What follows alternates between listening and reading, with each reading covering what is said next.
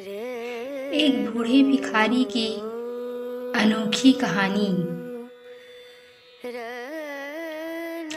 हर दिन एक भिखारी दरवाजे के पास आकर भीख मांगता था और घर का मालिक हमेशा घर के बाहर आते ही देखकर फिर जाया करता और कई बार उसे गालियां भी बकता। वो कहता, तू जिंदा ही क्यों है? पूरी जिंदगी ऐसे ही भीख मांगेगा क्या? धरती का बोझ क्यों बना बैठा है? और कभी कभी उस भिखारी को गुस्से में धक्का भी मार दिया करता था। इतना कुछ हो जाने के बावजूद भिखारी के मुंह से सिर्फ यही निकलता कि भगवान तुम्हारे पापों को माफ करे। एक बार सेठ को धंधे में बड़ा नुकसान होने की खबर मिली। सेठ बहुत परेशान था कि तभी उसके दरवाजे पर वही भिखारी आया। गुस्से में अपना आपा खोते हुए सेठ ने उस भिखारी को पत्थर दे मारा। पत्थर लगने के कारण भिखारी का सर फूट गया और उसके सर से खून बहने लगा। फिर भी दर्द से कराहते हुए भिखारी ने इतना ही कहा, भगवान तुम्हारे पापों को माफ करे। भिखारी वहां से चला गया। सेठ सोच में पड़ गया, को पत्थर मारा, फिर भी उसने सिर्फ प्रार्थना की। सेठ का गुस्सा शांत हुआ। भिखारी का रहस्य जानने के लिए सेठ ने भिखारी का पीछा करना शुरू कर दिया। भिखारी जहाँ जहाँ जाता सेठ उसके पीछे जाता।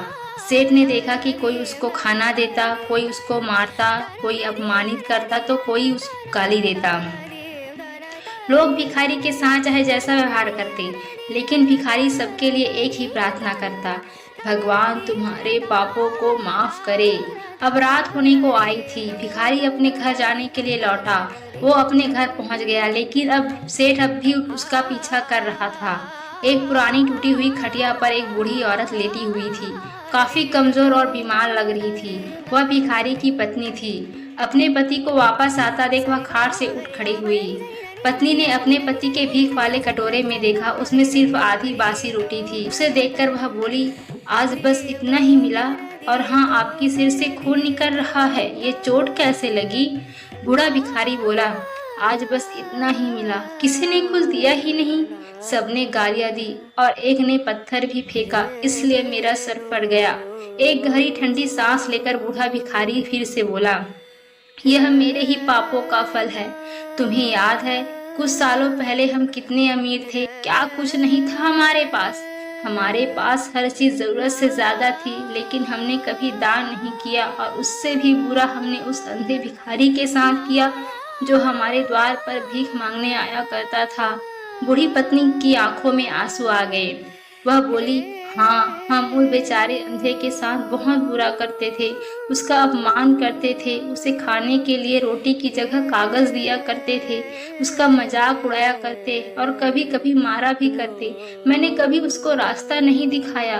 एक बार मैंने उसके मुंह पर मिट्टी भी फेंकी थी और वह हमेशा दुखी होकर यही कहता कि भगवान तुम्हारे पापों की सजा जरूर देगा। उसका श्राप सच हुआ और हम इस दुख भरी जिंदगी में आ गए। भिखारी बोला, हाँ, उसका श्राप सच हुआ, इसलिए मैं किसी को बद्दुआ नहीं देता। चाहे कोई मेरे साथ कैसा भी बर्ताव करे, मैं हमेशा उसके लिए प्रार्थना करता हूँ। मैं नहीं चाहता कि कोई भी हमारे जैसे जिंदगी का अनुभव करे, किसी को भी हमारे जैसे दुखों का सामना करना पड़े। वो नहीं जानते कि वह कितना बड़ा पाप कर रहे हैं, इसलिए अनजाने में हुए पाप की ऐसी सजा किसी को भी मिले मैं नहीं चाहता। सेठ वहीं पर छुपकर सारी बातें सुन रहा था। अब उसे सब कुछ समझ में आ गया था। भिखारी और उसकी पत्नी ने वह आधी रोटी मिल बांट कर खा लिए और भगवान को धन्यवाद बोलकर सो गए। अगले दिन बूढ़ा भिखारी फिर से भीख मांगने गया। सेठ के घर के पास जाते ही सेठ ने पहले से गर्म रोटियां उसके लिए निकाल कर रखी थी। उसे देते हुए सेठ विनम्रता से बोला, माफ कर दीजिए बाबा, मुझसे बहुत बड़ी गलती हो गई। बूढ़ा भिखारी बोला, भगवान तेरा भला करे। इतना कहकर वह आगे निकल गया। इस कहानी से हमें यह सीख मिलती है कि आदमी चाहे किसी के साथ बुरा करे या भला करे, लेकिन भगवान सिर्फ कर्म के हिसाब से उसको फल देता है। क्या हुआ अगर भगवान नहीं दिखता? लेकिन यह बात बिल्कुल सच है कि उसके खाते में सबका हिसाब बहुत पक्का होता है। इसलिए जब किसी के लिए कुछ भी करो तो अच्छा ही करो।